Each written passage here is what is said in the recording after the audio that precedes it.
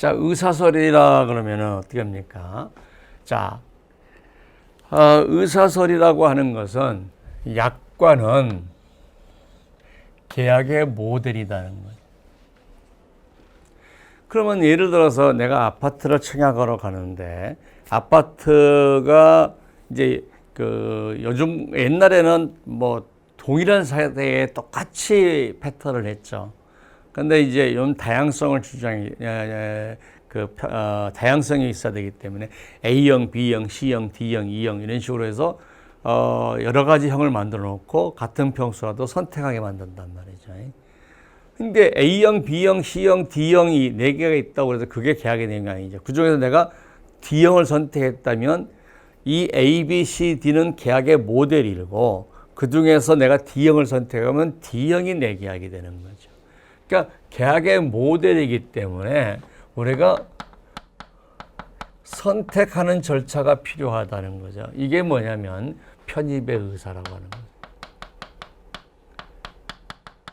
그래서 보험자가 약관을 교부하고 약관의 중요한 내용을 설명을 하면 계약자가 약관에 따르겠다라는 의사표시가 없더라도 결국 아무 반대 의사표시 없이 계약을 체결한다면 그 약관을 따르겠다고 하는 묵시적 동의가 있다는 거죠. 그래서 반대 의사표시가 없는 한, 반대 의사표시가 있다 그러면은 계약을 체결하지 않든지 아니면 개별 약정으로 체결하든지 그러겠죠. 그래서 이게 만약에 개별 약정이 돼버리는 거죠. 그래서 일단은 약관에 따른다는 명시적 의사표시가 없다 하더라도 묵시적 의사표시가 있다고 보자 하는 거죠. 뭘 했다면 보험자가 설명하고 교부했다는 전제 조건 하에서 거죠. 그죠? 전제 조건 하에서. 그래서 설명 교부를 했다. 그 다음에 약관이 계약은행으로 편입되고 계약은행으로 편입되기 때문에 계약대로 하자, 약관대로 하자라는 구속력이 생긴다는 거죠. 자, 규범설에 대해서 보겠습니다. 규범설은 약관이 곧 규법이다라고 하는 거죠. 약관이 곧 법이라고 하는 거죠. 이렇게 보는 건데 어디서 문제 생깁니까? 약관을 법으로 볼 수 있는 근거가 없다는 거죠. 그래서 관습설이니 백지상관습설, 이게 이제 행위관습설을 얘기하는데 백지상관습설은 약관에 따른다는 관습이 있다는 것도 자체도 이게 관습법이 아니라 당사자 간의 의사표시가 없을 때 그런 의사표시의 일치가 있다고 하는 것으로 보기 때문에 이것도 우리가 행위에 대한 이 자체가 법이 아니다는 거죠. 그래서 우리가 약관이 법이다 그러면 이 논리는 당연해 버리죠. 이게 당연한데 약관이 법이 아니기 때문에 이 논리가 안 되는 거죠. 약관이 법이다라고 해버리면 그 다음 논리는 다 당연하게 적용되는 거죠. 그러니까 약관의 구속력에서 가장 시원이 되는 게 뭐예요? 약관을 법으로 볼 것이냐, 계약의 모델로 볼 거냐. 법으로 본다면 당연한 이런 결과가 되고, 계약의 모델로 본다면 편입의 의사가 당연히 필요하고, 그렇죠? 그래서 법으로 본다면, 그래서 편입의 의사가 없어도 계약의 내용이 된다. 그러니까 설명 교부가 있든 없든 간에 설명 교부 의무가 설령 있어서 설명 교부를 하지 않았다 하더라도 계약의 내용으로 들어온다는 거죠. 그래서 반대의 의사표시가 없는 한 이렇게 되기 때문에 개별 약정이 없는 한은 보통 보험약관이 편입의 의사가 없어도 계약의 내용이 된다.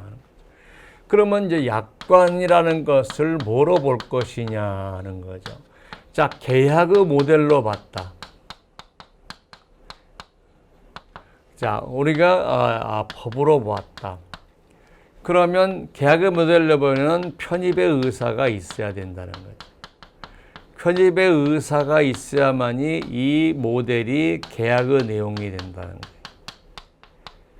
이때 편입의 의사의 전제 조건으로 약관을 교부하거나 약관의 중요한 내용을 설명했는데 반대 의사 표시가 없었다면, 보험계약자의 반대 의사 표시가 없었다면 어떻게 합니까? 편입에 대해서 묵시적 동의가 있었다는 거죠. 자, 법으로 본다면 편집의 의사가 없어도, 즉 설명 교부하지 않아도, 그죠? 설명 교부하지 않아도 계약의 내용이 된다는 거죠.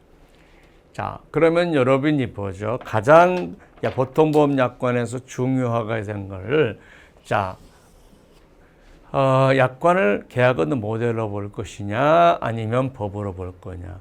계약의 모델로 본다면 편입의 의사가 있어야 되고, 법으로 본다면 편입의 의사가 없어도 된다. 자, 설명 교부 의무를 이행해야만이 계약의 내용이 된다. 설명 교부를 이행하지 않더라도 계약의 내용이 된다. 이 두 개의 차이점을 어렵게 공부하지 마세요. 여러분들이 공부하시는 분들을 보면은 굉장히 디테일하게 공부를 하시는 경향이 있어요.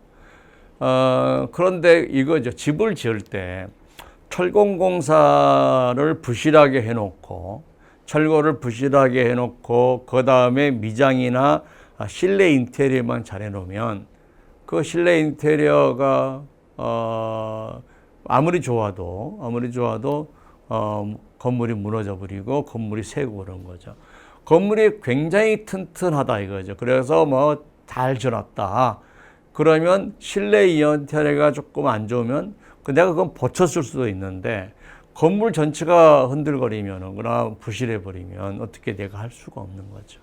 그래서 수업 준비할 때 가장 명쾌하게 논리의 차이점을 빨리 아는 거. 약관을 계약의 모델로 보냐, 약관을 법으로 보냐.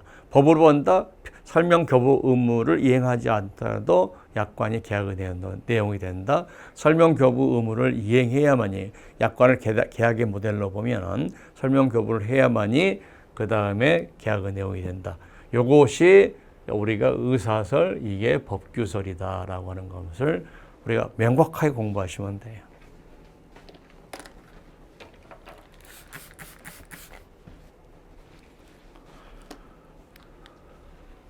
자, 그러면 의사설은 계약의 모델이다. 법규설은 법이다. 그러니까 편입의 의사가 필요하다. 편입의 의사가 필요 없다는 거죠.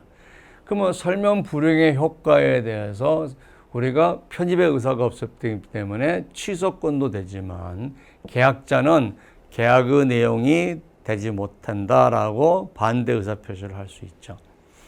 보험자는 계약의 내용이 된다고 얘기를 할 수 있지만 계약자가 계약의 내용이 안 된다는 거죠. 그러면 주로 뭡니까? 보상하는 규정이 아니고 보험자의 책임을 제한하는 규정이 문제가 되겠죠.